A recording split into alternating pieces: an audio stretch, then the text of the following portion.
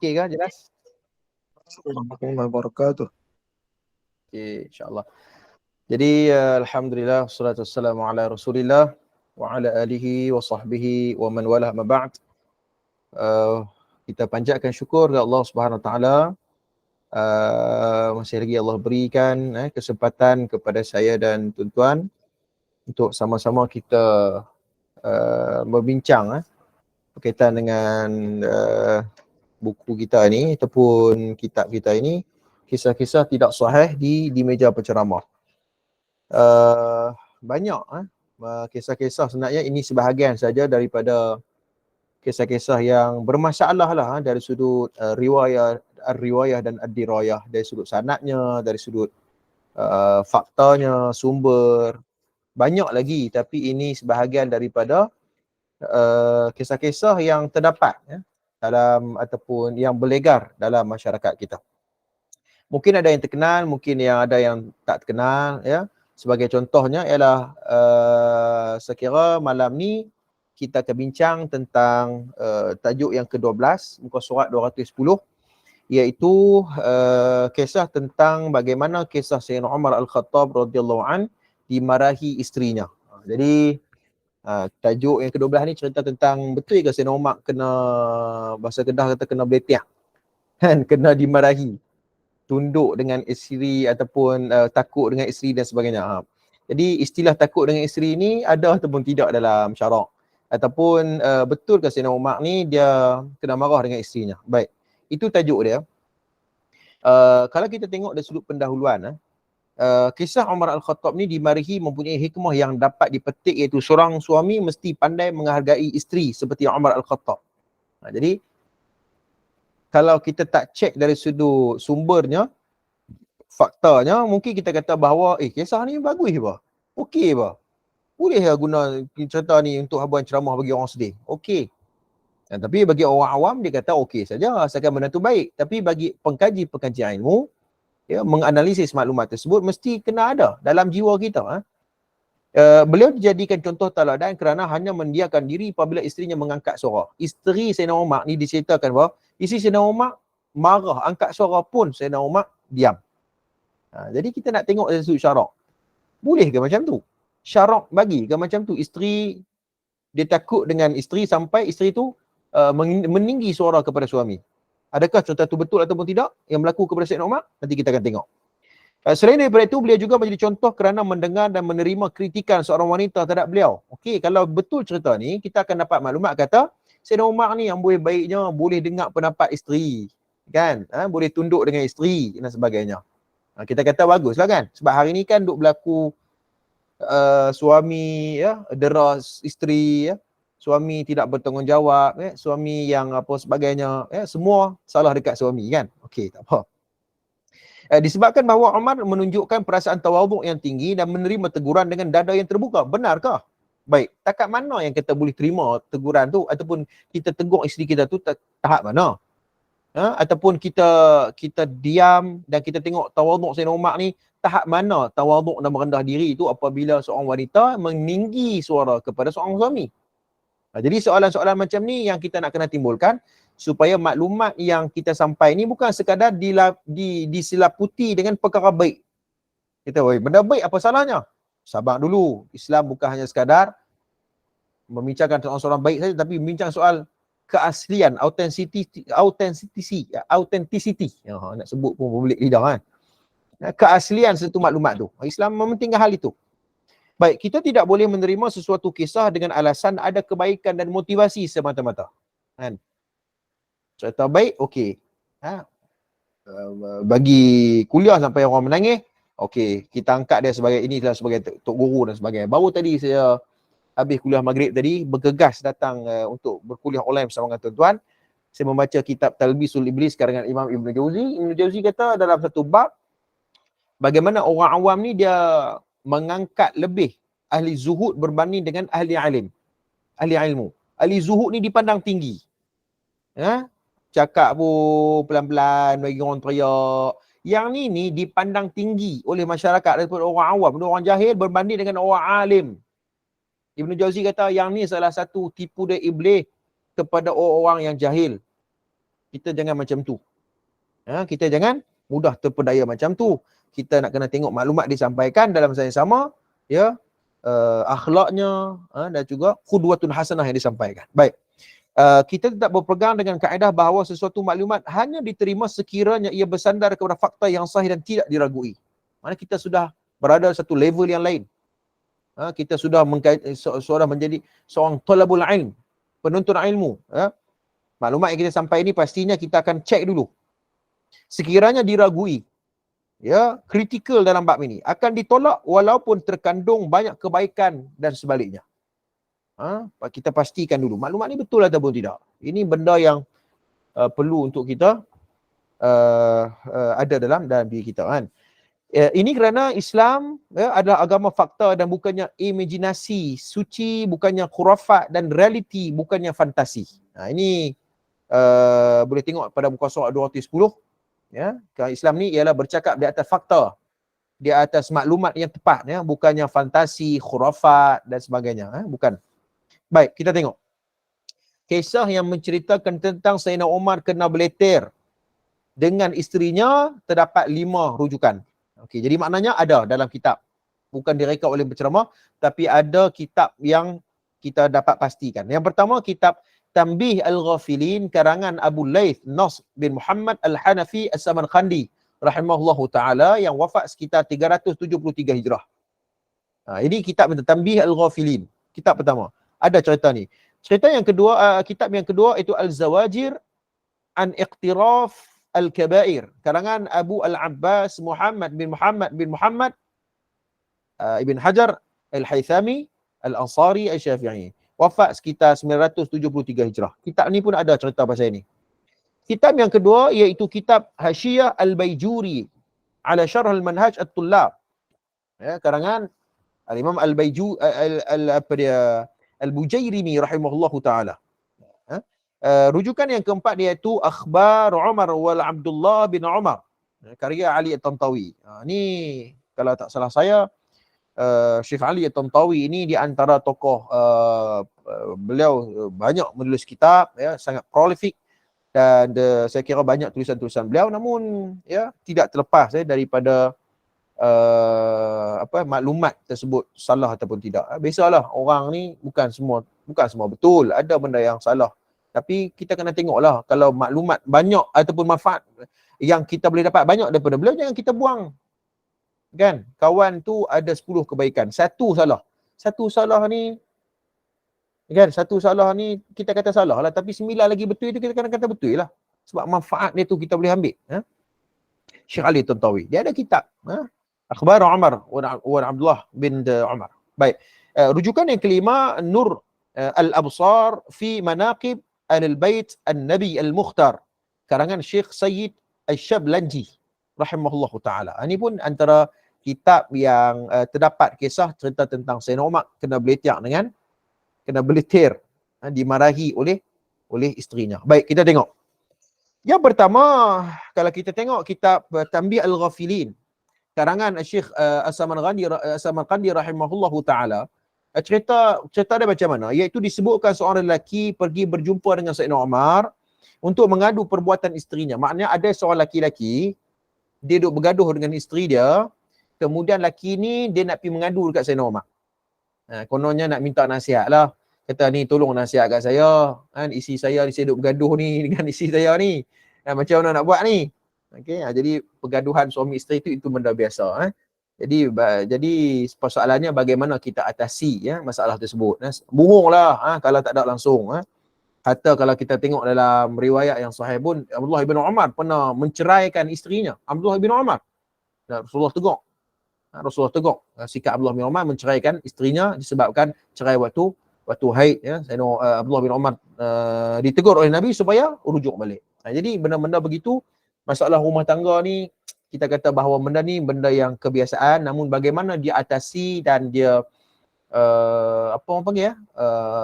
bersiap sedia untuk menghadapi ujian tersebut. Benda ni benda yang kita kata bahawa benda ni kebiasaan, namun bagaimana kita atasi hal tersebut. Baik, apabila dia sampai di hadapan pintu rumah Sayyidina Umar, lelaki ni bergaduh dengan isteri dia. Bila nak minta nasihat dekat pintu rumah Sayyidina Umar, beliau mendengar isteri Amir Mukminin Ummul Kalthum sedang beletir kepadanya.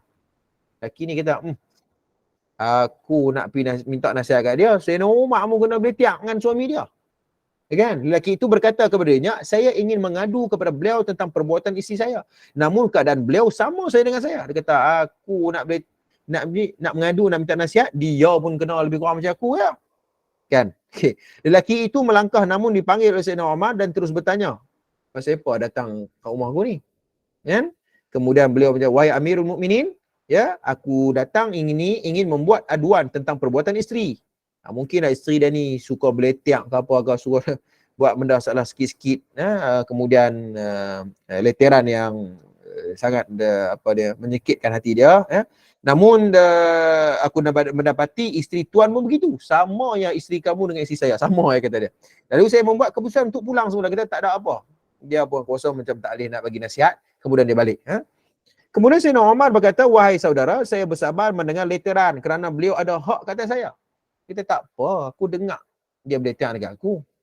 Kan? Kerana dia ada hak. Ya, dia isteri pertama, isteri saya ni benteng antara saya dan neraka. Kata Sayyidina Umar. Ini sebut dalam riwayat Tanbihul Ghafilin. Kata kalau isteri aku ni dialah yang menyebabkan aku menjaga kehormatan diri. Dan lalu hati saya tenang daripada melakukan perbuatan haram. Ya, isteri ni boleh dia menenangkan aku dari perbuatan haram. Ya betul, kalau kita tengok dalam makna nikah dalam menurut mustalahat ataupun istilah syarak, ya, iaitu nikah itu merujuk kepada iaitu bersenang-lenang ataupun apa dia nak kata, istimta' ataupun bersukaria ataupun berseronok dengan isteri. Itu di antara tujuan suami nikah. Ya, supaya tidak terjerumus ke dalam benda yang haram. Okey, betul. Baik, kedua kata Sayyidina Umar, beliau menjaga harta saya ketika mana saya keluar. Mana saya keluar, bekerja dan sebagainya, dia tolong jaga anak-anak, dia tolong jaga harta saya, kata Sayyidina Umar. Ya. Yang ketiga, beliau qassarah, pembersih atau pencuci baju saya. Dia tolong bersih, dia tolong jaga pakaian, seorang isteri. Dan yang keempat, beliau menyusukan anak, dia jaga anak saya. Saya keluar pergi bekerja, saya memimpin dan sebagainya, dia mengadulkan roti dan memasak untuk saya. Dia tolong masak kat saya. Okey. Kalau cerita ni nampak secara umum, nampak macam betul lah. Dan ini yang berlaku dalam masyarakat kita. Isteri yang jaga anak-anak, isteri bersusah payah, korbankan masa rehat dia untuk jaga anak-anak, ya, masak untuk kita dan sebagainya. Kita kata dari sudut realitinya nampak macam betul. Tapi perlu untuk kita teliti kembali sama ada sahih ataupun tidak maklumat ini. Ini persoalannya. Baik. Itu cerita, kemudian lelaki itu berkata, sesungguhnya keadaan sama saja dengan Amirul Mukminin, namun saya tak sabar. Saya seharusnya bersabar.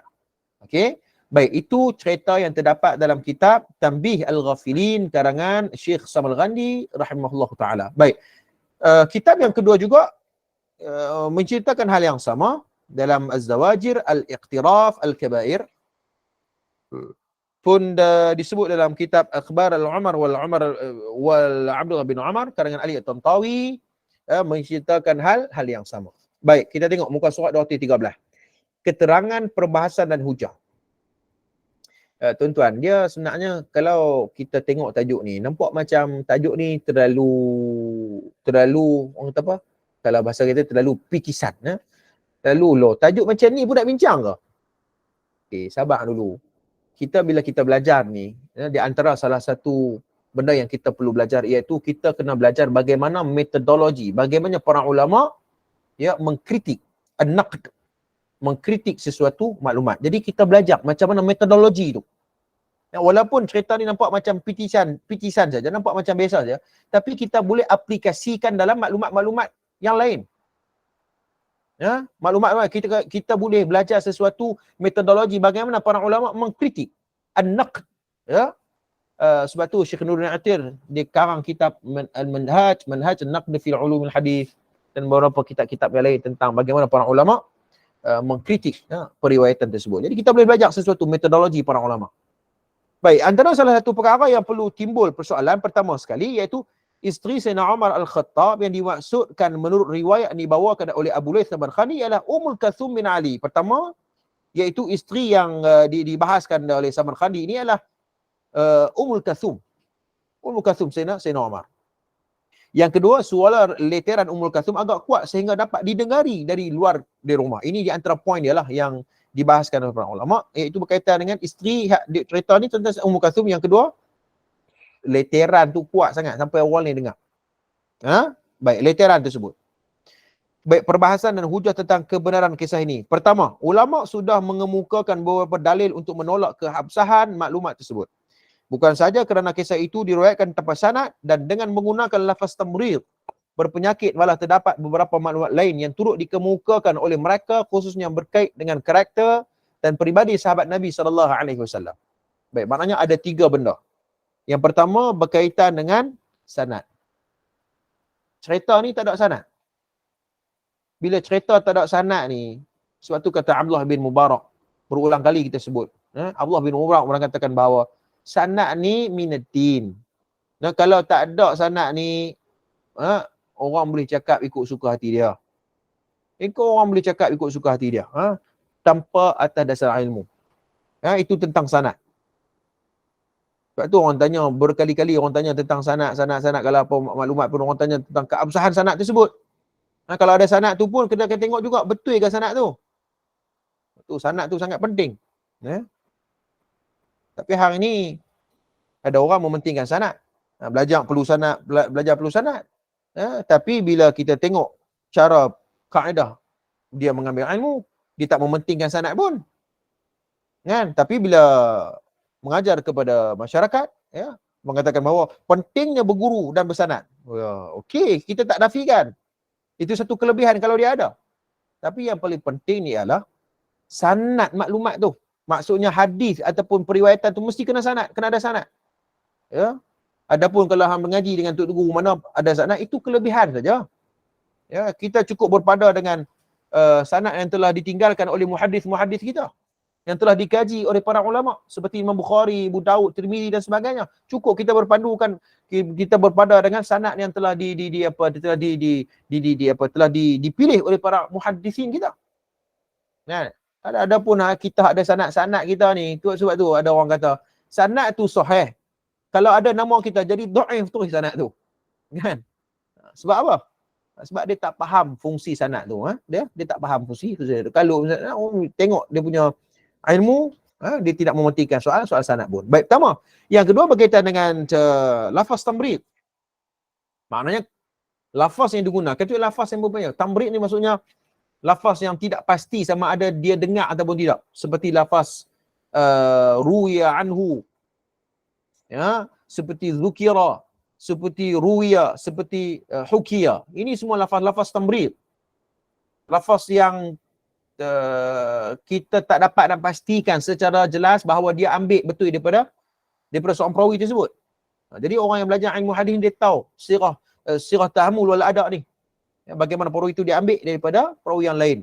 Sama ada haddatsana, akhbarana dan sebagainya. Ini penting. Yang ketiga berkaitan dengan maklumat yang bercanggah dengan maklumat yang lain. Sebab tu sebelum saya membincangkan kepada tuan-tuan tentang kitab ini, saya ada satu kitab Asadul Ghabah fi Ma'rifatus Sahabah karangan Al-Imam Ibn Athir fi Ma'rifatus Sahabah oleh Izzuddin bin Al-Athir Abi Hasan bin Muhammad Al-Jazari, wafat sekitar 630 Hijrah. Kitab ni yang wafat sekitar Ibn Athir wafat sekitar 630 Hijrah. Ada satu bab cerita tentang fadailuhu radhiyallahu anhu, tentang kelebihan Sayyidina Umar ni. Tentang zuhud dia, wa tawaddu'uhu radhiyallahu anhu, dan juga ilmuhu radhiyallahu anhu, hijratul Rasul radhiyallahu anhu. Maknanya ada cerita khas tentang kelebihan Sayyidina Umar Al-Khattab ni. Apa di antaranya kalau kita tengok dalam beberapa kitab yang lain tentang kelebihan Sayyidina Umar ni ataupun ketuhan Sayyidina Umar ni, kita boleh tengok dalam Al-Imam Suyuti rahimahullahu ta'ala fi Tarikh Al-Khulafa. Imam Suyuti dalam kitab Tarikh Al-Khulafa, beliau mengatakan bahawa Sayyidina Umar Al-Khattab ni merujuk kepada beliau dari sudut karakter, dari sudut luarannya beliau tinggi. Okey, itu dari sudut luarannya. Okey, beliau tinggi. Tawal, asla' Rajulul Abyad, beliau ialah seorang lelaki yang berkulit putih, dan beliau seorang yang tinggi, dan beliau juga dari sudut karakter perjalanannya, beliau beliau berjalan dengan cepat. Apa dia berjalan dengan cepat. Ini disebut oleh Al-Imam As-Suyuti rahimahullahu taala dalam At-Tarajim ataupun dalam kitab tarikhnya. Yang disebut sebagai aksara, ataupun dia berjalan dengan cepat, tawalan, tinggi, dan tinggi ni dia tinggi daripada orang lain. Dia tinggi daripada orang lain. Sebab ada tinggi yang dia tinggi. Dia tinggi, ada orang yang dia sama, sederhana, ada orang yang rendah kan. Sayyidina Umar ni dia dikategorikan sebagai orang yang tinggi. Rambut dia pun rambut yang agak dia ada, maknanya rambut dia kalau tengok dalam kitab tarikh ni ialah dia botak. Dia botak, tak ada rambut, dia botak. Dia botak. Dan Ibn Asakir pun menyebut hal yang sama, rajulun tawilan, orang yang tinggi dan sebagainya. Baik, itu dari sudut luarannya. Tapi kalau kita tengok dari sudut ketokohannya, fadailuhu radhiyallahu anhu oleh Al-Imam Ibn Athir dalam Sadul Ghabah, pernah tercatat dalam satu hadis tentang kelebihan Sayyidina Umar ni. Cerita tentang apa? Iaitu satu hari qala baina ana na'imun ra'aitu fil jannah fa idza imra'atu tatawadda'a ila janibil qasr. Satu hari Rasulullah SAW pernah tidur, kemudian Nabi memimpi, Nabi terlihat ada seorang wanita yang berwuduk, yang dia duduk di istana. Kemudian ada sahabat Nabi, liman hadzal qasr? Sahabat Nabi tanya, ya Rasulullah, istana tu untuk siapa? Qala li Umar. Istana tu untuk Sayyidina Umar. Kemudian bila Sayyidina Umar dapat tahu hal ini, Sayyidina Umar menangis cerita hal tersebut. Maknanya Sayyidina Umar ni ada kelebihan. Dia ada dia punya kelebihannya disebabkan perjuangannya, ketokohan dan sebagainya. Namun cerita-cerita yang seolah-olah menjatuhkan kredibiliti ni perlu dilihat. Cerita-cerita yang menjatuhkan kredibiliti seperti cerita hal yang kita nak bahas pada malam ni, iaitu seolah-olah menjatuhkan kredibiliti Sayyidina Umar Al-Khattab tentang beliau tidak berani untuk menegur isterinya yang meninggi suara ketika mana boleh tiap kat Sayyidina Umar. Itu yang kita akan tengok. Baik, sebagai permulaan terdapat sebahagian ulama antara Muhammad bin Saleh Utsaimin. Mana Saleh Utsaimin, seorang ulama di negara Saudi, mengkritik perbuatan seorang isteri meninggikan suara pada suaminya. Pertama, secara asasnya dan secara syaraknya, seorang isteri tak boleh marah macam mana sekalipun kepada seorang suami, tak boleh meninggikan suara kepada suami. Tak apa hati macam mana pun, marah macam mana pun, jangan meninggikan suara, tak boleh. Okey? Jangan. Kerana hal ini pandangan oleh Saleh Utsaimin mengatakan, kami berpandangan seorang isteri yang meninggikan suara kepada suaminya termasuk dalam adab yang buruk, su'ul khuluq. Tak boleh. Marah macam mana pun, sabar dan kita tegur. Sebab tu bila orang tanya apa resepi apa keluarga bahagia, saya kira bahawa sabar. Tak ada lah nak jampi, nak apa, tak ada. Sabar saja. Panggil pilah mana pun. Kadang-kadang ustaz pun diuji dengan masalah rumah tangga. Sabar saja. Fikir macam mana nak atasi, kemudian sabar. Ni Saleh Utsaimin mengatakan bahawa akhlak yang buruk kalau seorang isteri meninggikan suara. Dan ini kerana suami itu memimpin dan menjaganya. Suami itu kerjanya adalah memimpin seorang lelaki. Seharusnya isteri menghormati dan bercakap dengan suaminya dengan beradab. Bila tak setuju ataupun tak bersama satu pendapat dengan isteri, tegur dengan baik. Ini salah satu sikap. Ini juga mengekalkan hubungan dan kasih sayang sesama mereka. Tak setuju ke apa, nasihat dengan baik. Saling menasihati di antara sama lain. Suami nasihat isteri dengan cara yang baik. Jangan meninggi suara di antara sama lain. Baik, pertama, Umar Al-Khattab sendiri didapati pernah menegur tindakan isterinya yang berleter kepada beliau. Pertama, ada satu riwayat. Riwayat ini datang daripada mana? Dalam Jami' Sahih Al-Bukhari dan juga dalam Jami' Sahih Muslim. Maknanya muttafaqun alaih, sahih. Ketika mana meriwayatkan tentang Sayyidina Umar Al-Khattab, kami adalah kaum Quraisy yang menundukkan para isteri. Tuan-tuan, zaman jahiliah dulu, orang-orang Quraisy dan hinggalah apabila kami mendatangi kaum Ansar, ternyata mereka adalah kaum yang ditundukkan oleh isteri-isteri mereka. Orang Ansar dulu, jahiliah dulu ni, bila mana mereka ada isteri mereka tersebut menguasai suami. Jadi apa yang isteri buat salah dan sebagainya, suami tu tak berani nak tegur. Ni sebelum kedatangan Islam. Maknanya Ansar dulu ni macam tu panggil dia. Isteri ni kira kuasa, dia raja di rumah. Sampai suami pun takut ataupun tak berani nak tegur dan sebagainya. Ini sebelum Islam datang. Ya, bila Islam datang, Islam menundukkan isteri. Menunduk isteri ni bukan bermaksud apa, maksudnya memimpin. Seorang suami itu memimpin keluarga, ya, menasihati, berani menasihati isteri, ya. Dan Sayyidina Umar mengatakan bahawa kenapa satu hari ketika mana Sayyidina Umar menasihati isteri Sayyidina Umar, kemudian isteri Sayyidina Umar mengatakan, kenapa abang melarang saya membantah abang? Demi Allah, sesungguhnya hari ini isteri-isteri Nabi SAW membantah Nabi. Bahkan seorang daripada mereka tidak berbicara dengan Nabi hingga malam hari. Saya terkejut dengar. Lalu saya berkata, sangat celaka di antara mereka yang berbuat hal seperti itu. Maknanya Sayyidina Umar tegur isterinya sendiri. Maknanya berani. Maknanya bercanggah dengan riwayat yang tak ada sanad tadi ni. Yang kata isteri Sayyidina Umar beletiak, meninggikan suara, dan Sayyidina Umar diam je. Bercanggah dengan nas yang lebih sahih. Saya sebut tadi ni riwayat daripada Bukhari Muslim. Ya, dalam kitab Al-Mazalim. Dalam kitab Al-Mazalim. Bab ghurfah wal uliyatul mushfirah musyrifah, minta maaf, wa ghairi musyrifah fi sutuh wa ghairiha. Itu dalam kitab dalam Sahih Al-Bukhari. Baik, hadis ini adalah daripada petikan daripada hadis yang panjang. Petikan ini jelas menunjukkan Sayyidina Umar sendiri tidak berkenan dengan sikap isterinya yang banyak beleter kepada beliau. Maknanya Sayyidina Umar berani tegur, bercanggah dengan nas yang lebih sahih. Nah, kalau kita belajar dalam ilmu hadis, ini sebut hadis mungkar. Kan, hadis mungkar ni hadis yang bercanggah dengan hadis yang lebih. Hadis yang tak sahih bercanggah dengan hadis yang lebih sahih. Hadis mungkar lah. Kalau hadis syadz adalah hadis perawi yang thiqah bercanggah dengan perawi yang lebih thiqah. Itu hadis yang syadz, perawi yang syadz. Ya, perawi yang thiqah bercanggah dengan perawi yang lebih thiqah. Syadz. Baik, tapi ini lagi teruklah, sanad pun tak ada. Kemudian bercanggah dengan hadis yang lebih sahih. Beliau menyatakan biasanya lelaki Quraisy menguasai isteri mereka, namun dalam kisah yang dibawakan di atas didapati Umar hanya mendiam diri apabila mendengar leteran daripada isterinya. Jadi bercanggah, fakta ni bercanggah dengan riwayat yang lebih sahih. Ini tidak bermakna perbuatan isteri membebel dianggap salah secara mutlak, namun perbuatan meninggikan suara sehingga didengari oleh orang yang berada di luar rumah adalah menunjuk perbuatan yang tidak adab.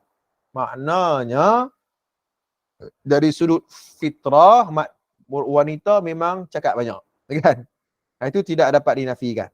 Tanya pilah wanita, tapi ada juga wanita yang tak cakap banyak, kan? Tapi selalunya wanita ni memang cakap banyak, okey, dan memang suka beletir, kan?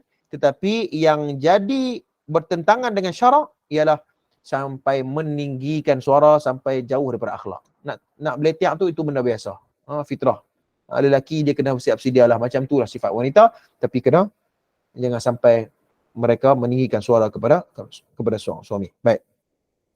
Keterangan dan perbahasan hujah, pertama kalimat membantah. Kalau kita tengok dalam lisan Arab,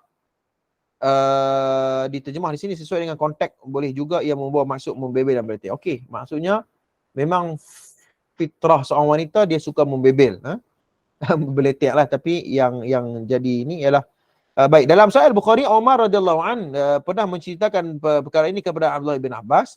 Beza dengan hadis tersebut, Umar Al-Khattab menyatakan pada zaman jahiliyah, orang perempuan tidak terlibat dalam sebarang perbincangan. Satu ketika isterinya ingin memberikan pandangan kepada beliau tentang sesuatu perkara, lalu beliau menegur tindakan isterinya. Ini tidak bermakna Umar Al-Khattab merendahkan pandangan wanita, sebaliknya kemungkinan beliau menegur secara isteri beliau memberi pandangan. Maknanya ada riwayat yang sahih cerita tentang Sayyidina Umar bagi pandangan. Dia nak bagi pandangan dalam nak buat keputusan. Sayyidina Umar tegur isteri dia, bukan bermaksud Sayyidina Umar tidak meraihkan kedudukan seorang wanita, bukan, tapi tegur itu adalah tegur dengan cara nak bagi pandangan tu mestilah pandangan maksudnya dengan cara yang baik. Sebab seorang suami mestilah menghargai seorang suami mestilah menghargai isteri, mesti dia kena libat juga dalam membuat keputusan yang besar dengan isteri. Jangan duk kira hang buat keputusan seorang je. Kena libatkan pandangan, minta pandangan dia, kerana ini satu bahtera yang sama. Ya. Suami dan isteri mesti libatkan isteri untuk bagi pandangan. Yang buat keputusan mestilah seorang suami. Ya. Cuma Sayyidina Umar tegur tentang cara. Baik, dalam hadis yang lain Sayyidina Umar Al-Khattab menemui anaknya Ummul Mukminin Hafsah. Kalau tak salah saya, Hafsah ni di antara ummahatul mukminin, isteri Nabi SAW. Sebab tu ada perbahasan sebelum ni yang cerita tentang Sayyidina Umar bunuh anaknya kan. Sayyidina Umar bunuh anak perempuannya. Betul ataupun tidak? Kita kata salah. Kerana macam mana Sayyidina Umar membunuh anak perempuannya padahal Hafsah dia besar dengan baik. Hafsah berkahwin dengan Nabi SAW. Kalaulah Sayyidina Umar bunuh anaknya, Hafsah tidak berkahwin dengan Nabi SAW. Ini di antara fakta yang bercanggah. Jadi kalau orang tanya kepada kita betul ataupun tidak Sayyidina Umar bunuh anak perempuannya, saya kata ada maklumat itu tidak sahih. Dia bercanggah dengan maklumat yang lebih tepat. Baik, Sayyidina Umar memarahi anaknya sendiri, Hafsah, dan kerana membantah Nabi SAW. Rupanya Hafsah pernah bantah Rasulullah. Bila dapat tahu Sayyidina Umar tegur. Jangan buat macam tu kepada seorang suami. Ini direkodkan dalam Sahih Al-Bukhari. Rekodkan oleh Sahih Al-Bukhari dalam Jami' Sahih.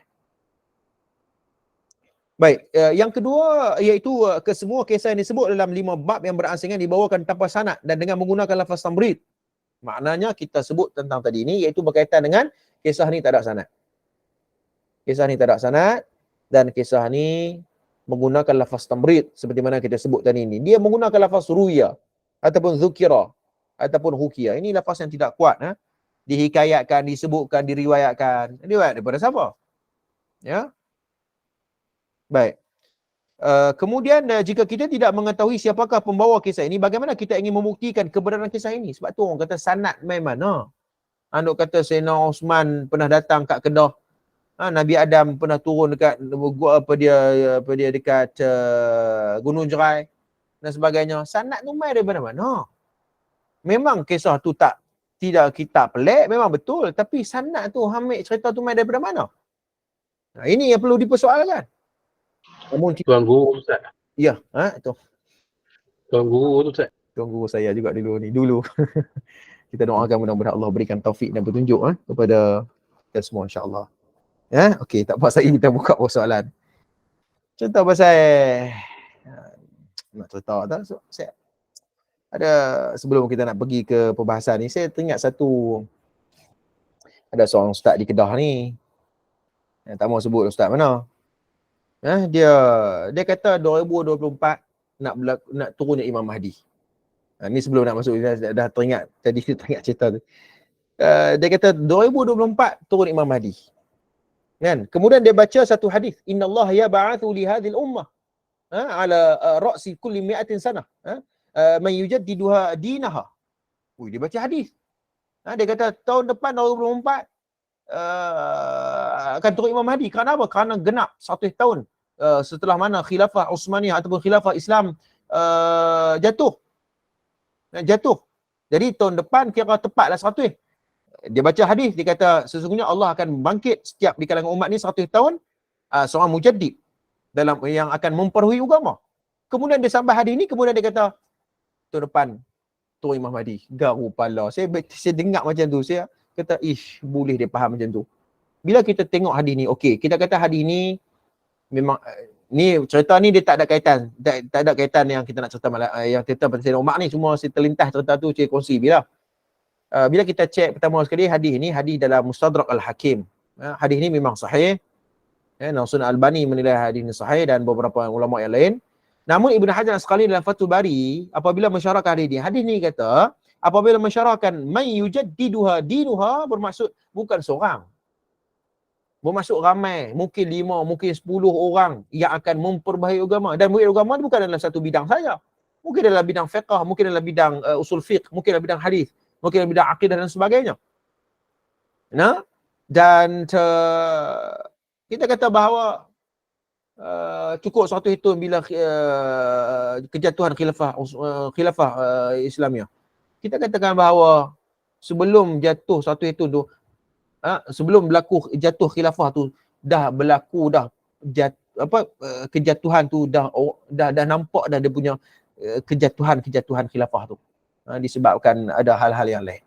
Jadi bila disebut macam tu orang awam pun percaya. Jadi kita kata bahawa sabar dulu walaupun diucapkan oleh seorang tokoh yang besar. Tapi kena tengok dulu maklumat dan kefahaman di sebalik hadis tersebut betul atau tidak. Kerana Imam Mahdi turun tahun 2024. Kena duduk kat masjid dah semua ni. Kena pegang tasbih. Sentiasa baca Quran. Tahun depan nak kiamat. Jadi benda-benda macam ni kadang-kadang apabila dikeluarkan, mulut tersebut keluar daripada mulut seorang tokoh, kita kena pastikan dulu betul atau tidak kefahaman itu. Jadi sebab tu kita kena belajar lagi. Kita kena menuntut ilmu lagi.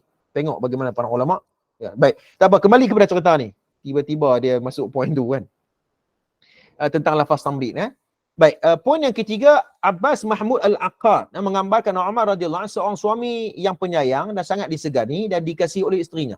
Mana seorang tokoh ilmuwan, Abbas Mahmud Al-Aqad mengatakan bahawa Sayyidina Umar ni orang yang penyayang, suami yang penyayang, ya. Bukannya sejenis seorang yang kaki marah ke apa ke, yang disegani dan dikasihi oleh isteri. Maknanya dia ni bukan jenis penakut, bukan jenis takut isteri lah. Maknanya disegani, nampak karisma seorang suami tu. Ketokohan suami tu, macam ada seorang ustaz tu katalah, bila kata seorang suami ni, dia mesti menjadi sifat seorang lelaki yang suami. Kan? Ni tengok cicak pun, kata geli lah bagi isteri. Kan? Tengok apa ni, lipas geli. Kan? Dia bagi isteri dia, hang tolong settle kat. Kan? Patutnya isteri, suami lah yang bersifat laki tersebut, bersifat suami itu mestilah kena ada sifat tersebut, berani dan sebagainya. Baik, dan hal ini disebut dalam contoh, iaitu bagaimana Umar Al-Khattab ketika mana Sayyidina Umar meninggal dunia, akibat dibunuh, isteri Sayyidina Umar, Atikah binti Zaid, menangis dengan tangisan yang sangat luar biasa. Maknanya, sebab ada isteri, bila mati suami dia kata, tak apa, mati awal sikit, tak apa. Kan?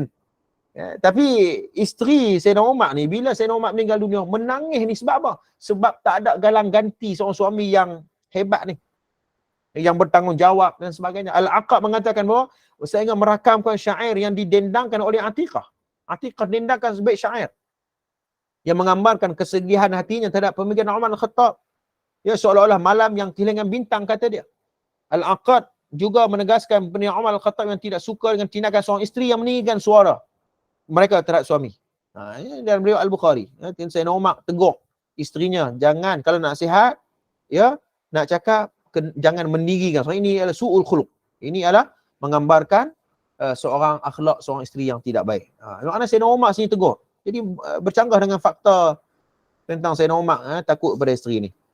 Baik, keterangan dan perbahasan hujah, Abbas Mahmud Al-Aqad tidak nafikan banyak menimbulkan dan pandangan kontroversi. Maknanya penulis kitab kita ni bersifat amanah. Dia mengatakan bahawa Al-Abbad ni walaupun beliau seorang ilmuwan, namun beliau tidak terlepas daripada menukilkan maklumat-maklumat yang agak kontroversi. Namun dalam maklumat-maklumat yang tepat itu kita perlu ambil, kena berikan perhatian.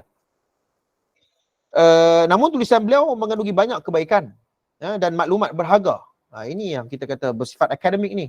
Maknanya orang akademik ni dia ambil, mana yang betul dia ambil, mana yang salah kita salah, tak kira lah siapa pun. Dan beliau dan gurunya Al-Waqidi, namun dengan pilihan yang adil, berhati-hati dan bukannya dengan sentimen. Kita nilai dengan sentimen, bukan dengan nilai ta'asub, ataupun bukan kita menilai dengan sentimen-sentimen tertentu. Mana kita menilai dengan ilmu. Baik, yang seterusnya Umar Al-Khattab dikatakan mengkritik anaknya sendiri, Abdullah bin Umar radhiyallahu anhuma. Tengok maknanya Sayyidina Umar bila dapat tahu bahawa ada seorang yang cuba mencalonkan Abdullah bin Umar menjadi seorang khalifah, Sayyidina Umar kata apa? Celaka, bagaimana saya boleh melantik seorang lelaki yang lemah dalam menceraikan isterinya. Sayyidina Umar tegur anaknya, Abdullah bin Umar. Dia kata, jangan duk tegur kawan dia lah, kawan kepada Sayyidina Abdullah bin Umar ni. Kata, aku tak boleh terima seorang lelaki yang lemah dalam menceraikan isterinya. Maksudnya, dia merujuk kepada anak dia. Tegur anak dia sendiri. Kerana Abdullah bin Umar, seperti mana saya sebut tadi ni, Abdullah bin Umar, dia menceraikan isterinya ketika mana haid. Ketika mana haid. Ini disebut dalam riwayat yang sahih. Pada Al-Imam Ibn Hajar Al-Haythami membawakan kisah seorang mencadangkan agar Ibnu Umar dilantik menjadi khalifah. Ada orang cadang Abdullah bin Umar lantik jadi khalifah. Sayyidina Umar tegur tu. Jangan lantik Abdullah bin Umar. Kerana dia dengan isteri dia pun bermasalah. Maksudnya dia cerai, dia tak boleh mengawal diri dia. Ibn Hajar Al-Haythami mengatakan bahawa pada zaman Nabi SAW, Ibnu Umar menceraikan isterinya dalam keadaan haid. Lalu Nabi memerintah Umar Al-Khattab menyuruh anaknya supaya merujuk balik kepada isterinya. Nabi nasihat. Umar, tolong nasihat Azad, anak hang tu, Ibnu Umar, supaya rujuk balik isteri. Maknanya Sayyidina Umar berani tegur. Ini menunjukkan bahawa sikap Sayyidina Umar tegas, berprinsip, dan menghormati wanita, dan bertanggungjawab. Ini sifat Sayyidina Umar. Tegas dengan hal kebenaran. Baik, Abdul Assalam bin Muhsin dalam karyanya Dirasat An-Naqdiyah. Dirasat An-Naqdiyah. Saya cukup suka kitab-kitab cerita tentang kritikan-kritikan ni, sebab kita boleh baca bagaimana para ulama mengkritik maklumat tu. Dulu sebelum sambung master tuan-tuan, saya tak ada ilmu tu, ilmu naqdur riwayat ataupun naqdul hadis. Bila terjun dalam bidang hadis ni seronok bila masuk. Bukan kita ni suuzon dengan hadis dah, tapi kita kena belajar bersifat kritikal untuk menentukan sesuatu maklumat. Ada satu kitab Dirasat An-Naqdiyah yang membawakan maklumat yang cukup terperinci tentang akhlak terpuji Sayyidina Umar Al-Khattab. Dalam memberikan layanan kepada kaum wanita dan beliau sangat mengambil berat soal rumah tangga. Perbincangan ini dimuatkan oleh beliau dalam bab al-inayah bi an-nikah wal alaqah az-zawjiyah. Ini disebut dalam kitab Dirasat An-Naqdiyah. Cerita tentang bagaimana Sayyidina Umar dia orang yang bertanggungjawab, seorang suami yang bertanggungjawab, yang ada prinsip, Sayyidina Umar ni. Baik, Sayyidina Umar juga sangat pengasih kepada anak-anak kecil. Seorang berasa pelik apabila melihat beliau mengasihi anak-anak kecil malah menciumnya. Umar berkata, sesungguhnya orang yang tidak mengasihi anaknya, bagaimana dia ingin dikasihi oleh rakyatnya? Maknanya Sayyidina Umar ni, dia bukannya orang yang tegah tak kena tempat. Bukan tegah tak kena tempat ni, bukan marah tak kena tempat. Sayyidina Umar ni dengan anak-anak kecil sangat menghormati. Anak kecil pun dia hormat, apatah lagi dengan rakyat biasa. Beliau menghormati oleh rakyatnya dan rakyat menghormati dan dikasihi oleh mereka. Baik, Sayyidina Umar Khattab digeruni oleh kaum wanita sehingga mereka tidak berani bersuara di hadapan beliau. Baik, ada lagi satu cerita.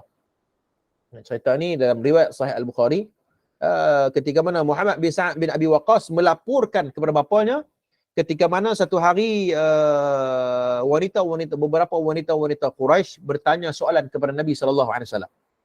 Bertanya soalan kepada Nabi SAW sehingga bicara mereka ni sampai menenggelamkan ataupun tenggelam suara Nabi.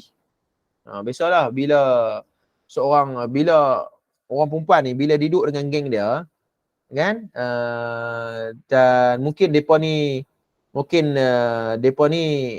tak berniat untuk meninggikan suara, tapi bila depa nak tanya beberapa soalan ni, depa berbincang dengan kawan-kawan mereka sampai tenggelam suara Nabi.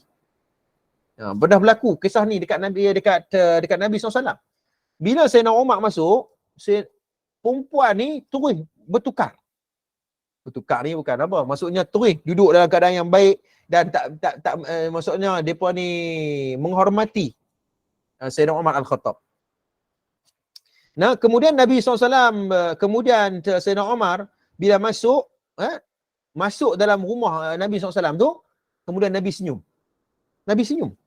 Beliau berkata, apa yang menyebabkan Tuan senyum? Sayyidina Umar kata, kenapa ya Rasulullah engkau senyum ya Rasulullah? Jawab Nabi SAW, Nabi kata, aku hairan dengan wanita yang bersama dengan saya ni. Ada beberapa orang wanita Quraisy yang duk tanya soalan ni, dan apabila mereka mendengar suaramu, mereka dengar, oi, Umar datang. Mereka segera mengubah keadaan dan kedudukan mereka. Maknanya mereka takut dengan haibah Sayyidina Umar tu. Mereka takut dengan haibah Sayyidina Umar tu.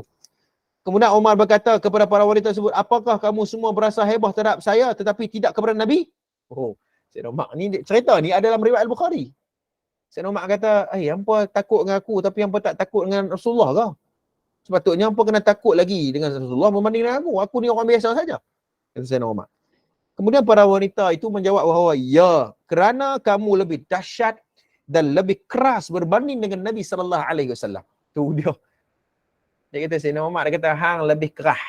Hang ni kalau tegur memang tegas berbanding dengan Rasulullah. Rasulullah ni ada juga hikmah-hikmah tu. Yang Sayyidina Umar ni, dia kalau dia ni strict to the point, memang dia akan tegur terus. Ada perangai ni macam ni dalam masyarakat kita. Lalu Nabi SAW mengatakan bahawa jangan pedulikan mereka wahai Ibn Khattab. Dia kata jangan pedulikan mereka. Tak apa, jangan duk ambil risau lah dengan perempuan Quraisy ni. Demi jiwa saya yang berada dalam genggamannya, satu syaitan tidak bertemu dengan engkau yang sedang melalui satu lorong, melainkan dia akan melalui lorong yang lain. Kata Nabi sallallahu alaihi wasallam. Kerana ini disebut dalam riwayat Al-Bukhari, inni la anzuru ila syayatin al-ins wal jin qad farru min Umar. Riwayat yang lain mengatakan bahawa jin ataupun syaitan ni bila tengok Sayyidina Umar ni dia pakai lari. Direkodkan dalam riwayat Sahih Al-Bukhari. Hadis ini terang-terang menunjukkan kekuatan dan ketegasan Sayyidina Umar Al-Khattab kepada kaum wanita. Dan ini menunjukkan ketokohan dia, orang takut. Jadi bercanggah dengan cerita yang awal tadi ni, iaitu mengatakan bahawa Sayyidina Umar takut dengan isterinya sendiri.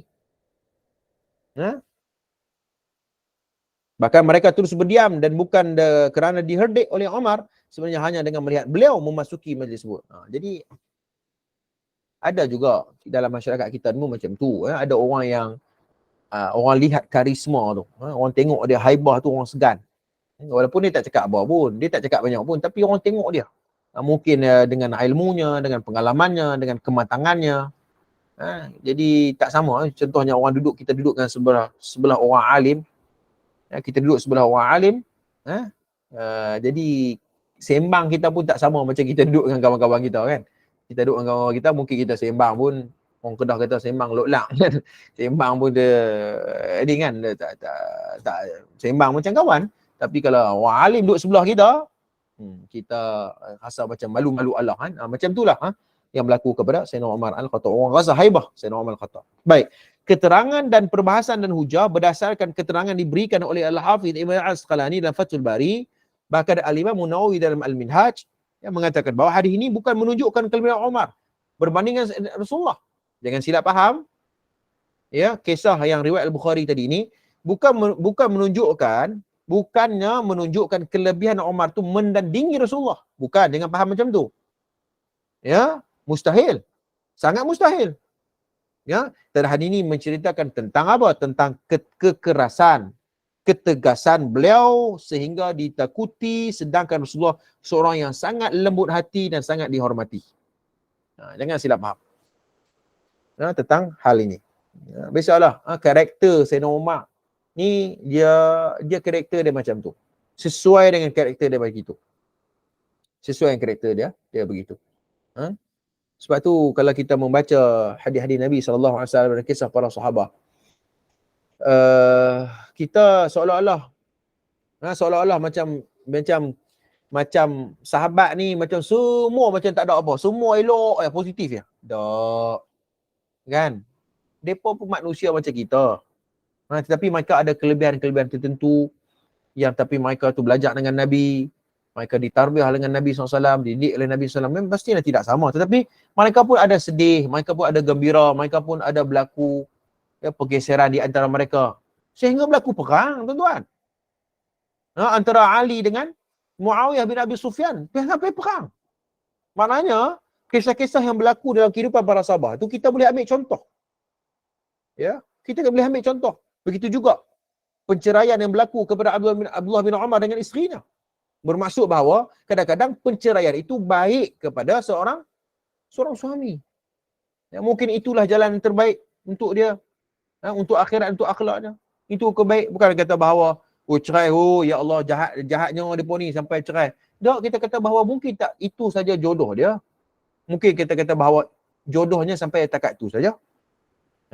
Tapi mentaliti masyarakat kita pada hari ini, kalau kata cerai, dia ni mestilah pergaulan sebagainya. Mungkin ada benda-benda yang tidak perlu dibincangkan kepada masyarakat umum dan sebagainya. Disebabkan ada masalah-masalah tertentu.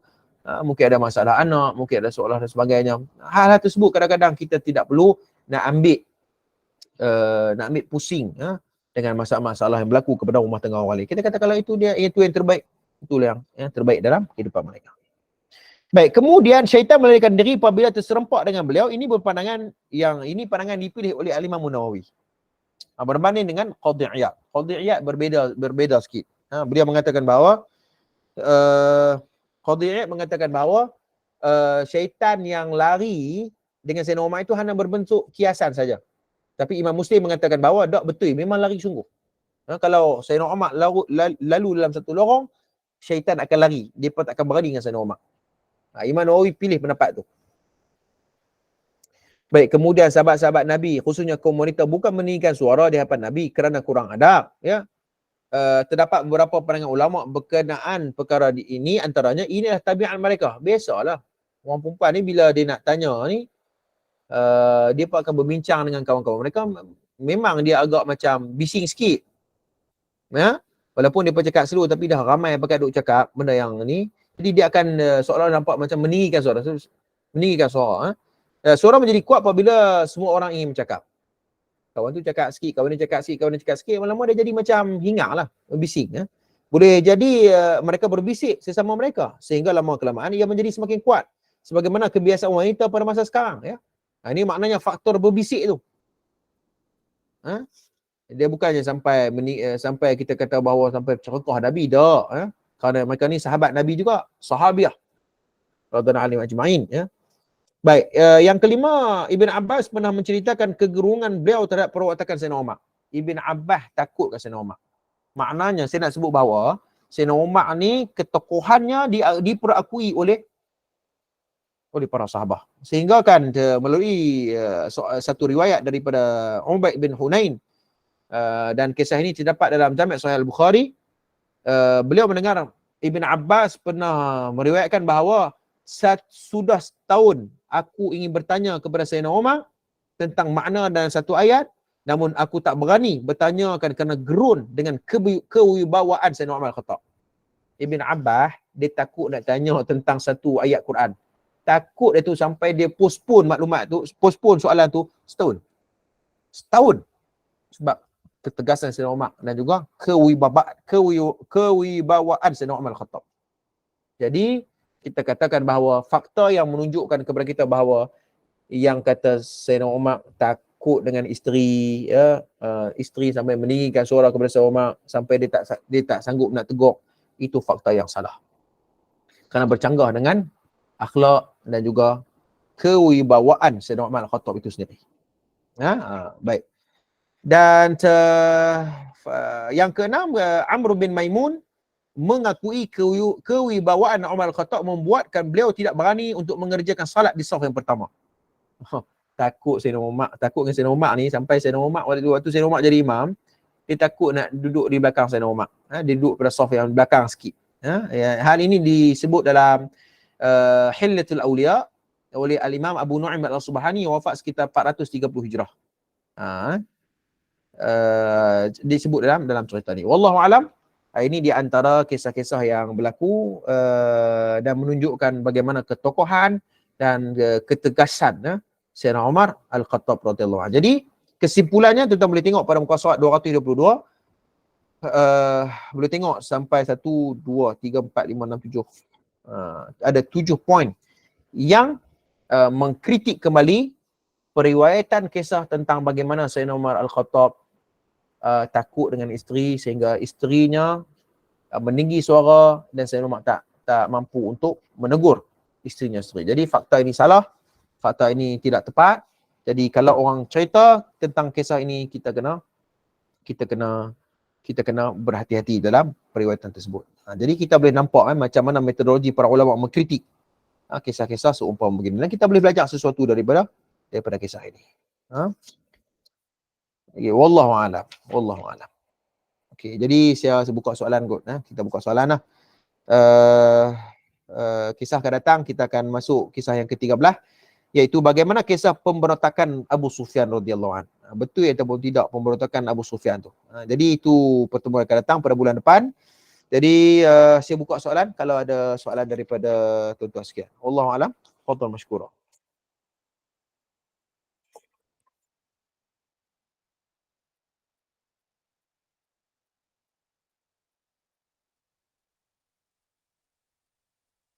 Assalamualaikum Ustaz. Waalaikumsalam. Ya Tuan Basir, sila. Fadal.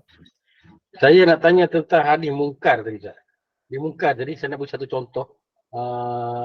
Contoh saya ni betul tak betul, Ustaz kena nilai, beritahu saya lah. Contoh, Okey. ada satu hadis tentang hadis yang baca apa ni? Bila kita bagi salam kan, Assalamualaikum warahmatullahi, Assalamualaikum warahmatullahi. Lepas tu dia baca Bismillahirrahmanirrahim, Allahumma azib hanni hamma wal hazan. Hadis tu dinilai, saya tengoklah yang tahqiqkan dia punya taklid kitab dia Al-Azkar Manawi, dia kata hadis tu dhaif jiddan. Tapi ulama-ulama yang terkemudian ni yang mengatakan hadis tu ringan. Dan berdasarkan hadis satu lagi, hadis daripada Abu Sa'id Al-Khudri, habis sapu muka Ustaz. Abu Sa'id Al-Khudri tengok Nabi tak sapu muka. Adakah hadis ini hadis mungkar? Maksudnya hadis sahih hadis yang tak sahih bercanggah dengan hadis sahih. Hadis yang satu lagi mengatakan Nabi tak sapu muka. Hadis yang ni yang tidak sahih ni Nabi tak sapu muka. Adakah pandangan tu boleh katakan mungkar Ustaz? Okey, terima kasih Tuan atas maknanya kita ada kaitan lah dengan ilmu ulum hadis ya. Macam tu lah kita kena berinteraksi, dia kena respon macam tu lah. Nak kena pergi dalam sikit kalau bincang tentang hadis tu mesti macam sebenarnya saya beritahu lah, bukan saya tahu semua. Kerana ada satu masa yang kita sit down dan kita akan pergi go through lah berkaitan dengan hadis tersebut. Cuma secara asasnya ialah hadis mungkar ni al-munkaru wa huwa ma rawahu ad-dha'ifu mukhalifan lima rawahu thiqah. Ibn Hajar kata macam tu, iaitu hadis mungkar ni ialah merujuk kepada sanad tersebut yang perawi lemah ya bertentangan dengan perawi yang lebih thiqah. Okey, perawi yang lemah, maknanya sanad lemah bertentangan dengan sanad yang kedua ataupun sanad yang ketiga dengan sanad yang lebih thiqah. Itu disebut sebagai hadis mungkar. Okey, jadi hadis mungkar. Jadi maknanya kena tengok baliklah Tuan Basir berkaitan dengan hadis tersebut sama ada dia bercanggah dengan riwayat yang lebih sahih. Kalau bercanggah dengan riwayat yang lebih sahih dengan hadis yang lemah bercanggah dengan hadis yang lebih sahih, sanad yang lebih sahih, maknanya hadis yang pertama tadi hadis mungkar. Tak boleh guna. Tak boleh guna sebab hadis mungkar ni kata ulama ya tidak boleh untuk menjadi hujah. Tidak boleh menjadi hujah. Dhaiful hadis. Jadi saya tak tahu dari sudut hadis itu boleh kita pergi go through lah berkaitan lebih dalam berkaitan dengan sanad tersebut, namun secara umumnya kita boleh sebut macam tu. Adapun syarih hadis syadz ni ialah marwahu thiqah mukhalifan liman huwa awthaqu minhu. Sanad yang thiqah lebih bercanggah dengan sanad perawi yang lebih thiqah, awthaqu minhu. Itu syadz. Jadi perbahasan ini berkaitan dengan ilmu ulumul hadis lah. Wallahu alam. Itu respon saya. Wallahu alam. Jelas. Okey, bismillah.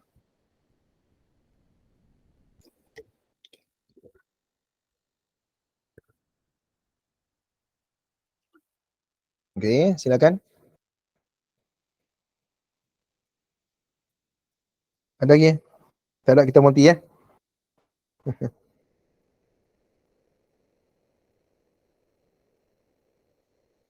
Okey, kalau tak ada apa, terima kasih semua. InsyaAllah kita jumpa lagi.